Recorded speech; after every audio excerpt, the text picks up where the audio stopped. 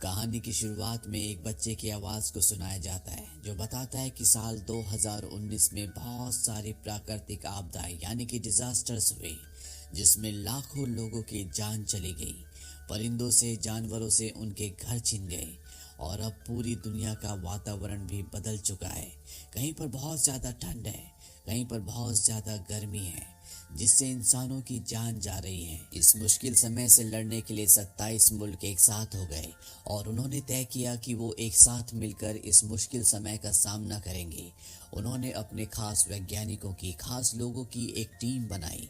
इस टीम का लीडर होता है जैक। ये सब मिलकर एक मीटिंग करते हैं जिसमें फैसला करते हैं कि ये पृथ्वी की ऑर्बिट से बाहर एक सैटेलाइट भेजेंगे जो पृथ्वी पर होने वाले हर एक मौसम के बदलाव को और हर एक आने वाले डिजास्टर को पहले से मॉनिटर कर लेंगे ताकि इसकी इंफॉर्मेशन इंसानों तक पहुंचा सके। इस सैटेलाइट का नाम डच बॉय होता है। इस सैटेलाइट की खास बात ये होती है कि ये सिर्फ न चीज़ों को मॉनिटर करती है बल्कि उन्हें कंट्रोल करके पूरी तरह से ख़त्म कर देती है। यानी कि इसके बाद धरती पर किसी भी तरह का अर्थक्वेक, तूफान, ठंड, गर्म कुछ भी नहीं होगा। सब कुछ पहले की तरह नॉर्मल हो जाएगा। ये सैटेलाइट को अंतरिक्ष में छोड़ देते हैं जो शंघाई में आने वाले एक बहुत बड़े बवंडर को पूरी तरह से कंट्रोल करके ख़त्म कर देती है, जिससे सबको खुशी तो होती है। लेकिन यूएस गवर्नमेंट की जो कमेटी होती है वो जैक से नाराज हो जाती है क्योंकि उसने उनकी इजाजत के बिना ही इस सैटेलाइट को ऑनलाइन कर दिया था। इस बात से यूएस गवर्नमेंट जैक से नाराज हो जाती है। जैक से सैटेलाइट के राइट्स मांगे जाते हैं। दरअसल जैक ने ही इस सैटेलाइट को बनाया है, वही इसका क्रिएटर है। यूएस गवर्नमेंट चाहती है कि पूरी दुनिया को ये सैटेलाइट्स बेचकर वो बहुत पैसा कमा ले, लेकिन जैक उन्हें राइट्स देने से मना कर देता है। इसीलिए जैक को इस प्रोजेक्ट से निकाल दिया जाता है। इस बात से जैक को बहुत दुख होता है। यहाँ पर जैक को ये पता चलता है कि उसके अपने भाई ने यूएस गवर्नमेंट की कमेटी को भड़काया है क्योंकि वो उससे जेलस है। धीरे धीरे वक्त बीतता है और 3 साल बीत जाते हैं। 3 सालों में धरती पर किसी तरह का कोई डिजास्टर नहीं होता, लेकिन 3 सालों के बाद अफगानिस्तान के रेगिस्तान में, जो हमेशा बहुत गर्म रहता था, यहाँ पर बर्फ पड़नी शुरू हो जाती है। यहाँ का टेम्परेचर इतना डाउन होता है कि लोग जमना शुरू हो जाते हैं। यानी कि सैटेलाइट में किसी न किसी तरह की टेक्निकल प्रॉब्लम आ गई है और इसकी पूरी जिम्मेदारी यूएस गवर्नमेंट की है। यूएस गवर्नमेंट की कमेटी की एक मीटिंग बैठती है जिसमें वो इस समस्या से बाहर निकलने के लिए डिस्कशन करते हैं। लेकिन ये सैटेलाइट जैक ने बनाई है और वही इसे ठीक कर सकता है। उसके अलावा इस सैटेलाइट के बारे में किसी को भी डिटेल नॉलेज नहीं है। लेकिन यूएस गवर्नमेंट की कमेटी कहती है कि जैक को हम निकाल चुके हैं, हमें चुपचाप बैठ जाना चाहिए क्योंकि हम कुछ भी नहीं कर सकते। यहाँ पर जैक का भाई भी होता है। वो कहता है कि मैं जैक को मना कर ले आऊँगा। इसके बाद वो जैक के पास जाता है और जैक से वापस टीम में शामिल होने के लिए कहता है। शुरू में जैक मना कर देता है, लेकिन वो जैक से कहता है कि इस सैटेलाइट को तुमने बनाया है, पूरी दुनिया जानती है कि इसके क्रिएटर तुम ही हो। अगर इसमें कोई भी टेक्निकल प्रॉब्लम आती है या खराबी आती है तो सारा ब्लेम तुम ही पर आएगा।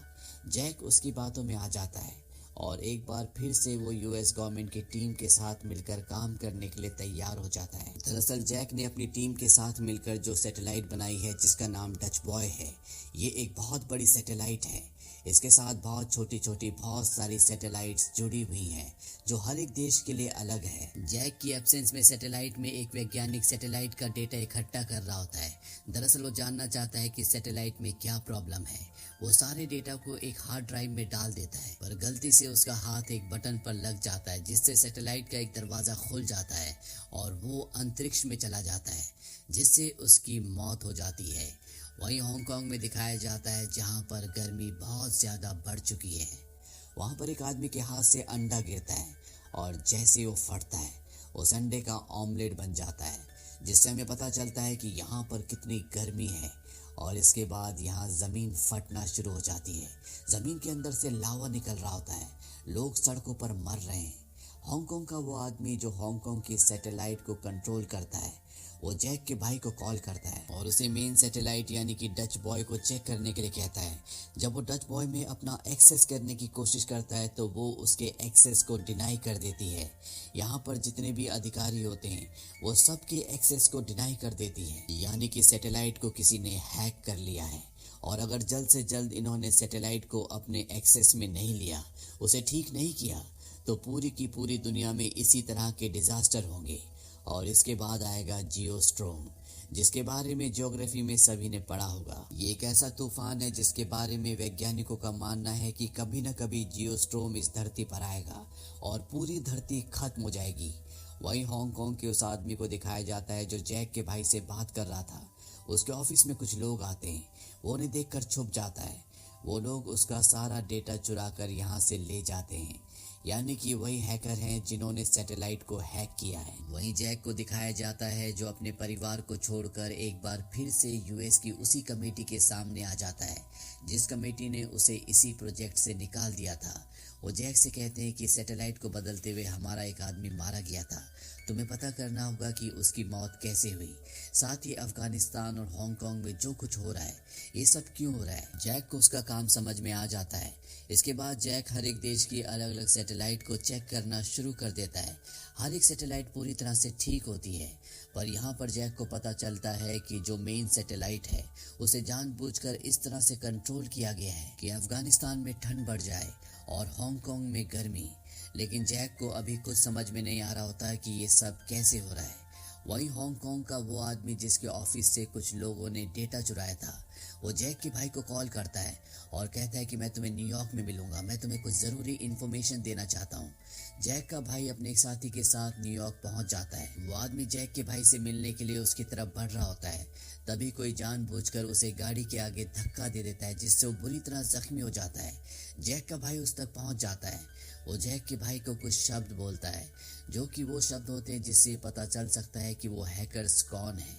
इसके बाद उस आदमी की मृत्यु हो जाती है। वहीं दूसरी तरफ जैक को दिखाया जाता है जो अपनी टीम के साथ सैटेलाइट को ठीक करने की कोशिश कर रहा होता है, लेकिन उसे कुछ भी समझ नहीं आता। जैक को पता चलता है कि पिछली बार जब अफगानिस्तान के सैटेलाइट को रिपेयर करने की कोशिश की जा रही थी तो यहाँ पर एक वैज्ञानिक ने सैटेलाइट का डेटा हार्ड ड्राइव में कॉपी किया था, पर एक्सीडेंटली वो स्पेस में चला गया था।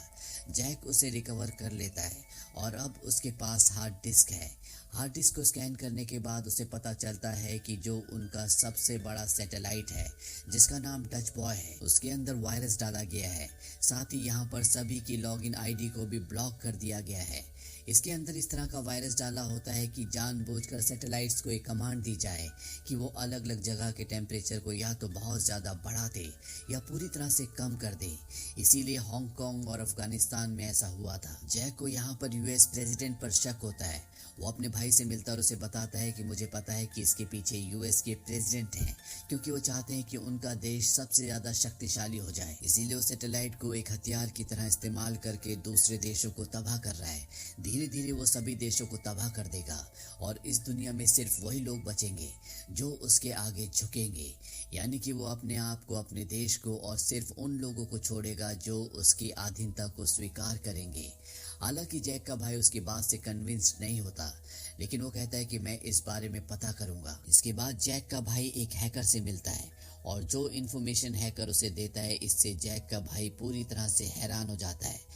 वहीं जैक को सैटेलाइट का एक नोटिफिकेशन आता है जिससे जैक को पता चलता है कि जो उनकी मास्टर सैटेलाइट है डच बॉय, अब वो किसी भी सैटेलाइट को कंट्रोल नहीं करती और धीरे धीरे पूरी धरती का वातावरण पूरी तरह से बदल जाएगा जिससे पूरी दुनिया तबाह हो सकती है।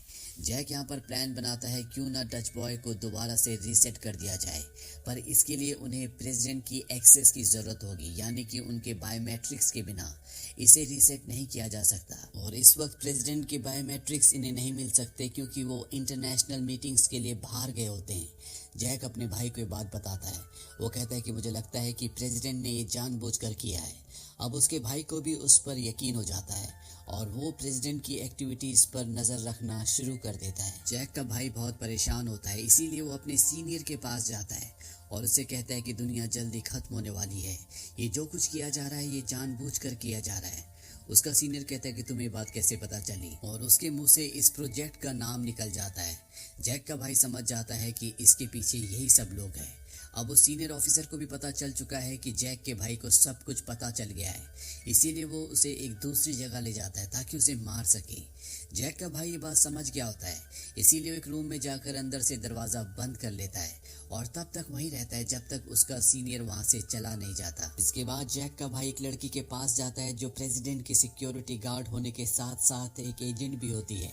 जैक का भाई उसे बताता है कि यहाँ पर सैटेलाइट्स के साथ जो भी छेड़छाड़ हुई है वो हमारे सीनियर ने, हमारे लीडर ने की है और वो प्रेसिडेंट को भी मारना चाहता है क्योंकि वो उनसे जेलस है। शुरू में हमें लगा था कि ये सब कुछ प्रेसिडेंट कर रहे हैं, लेकिन वो हमारी गलती थी।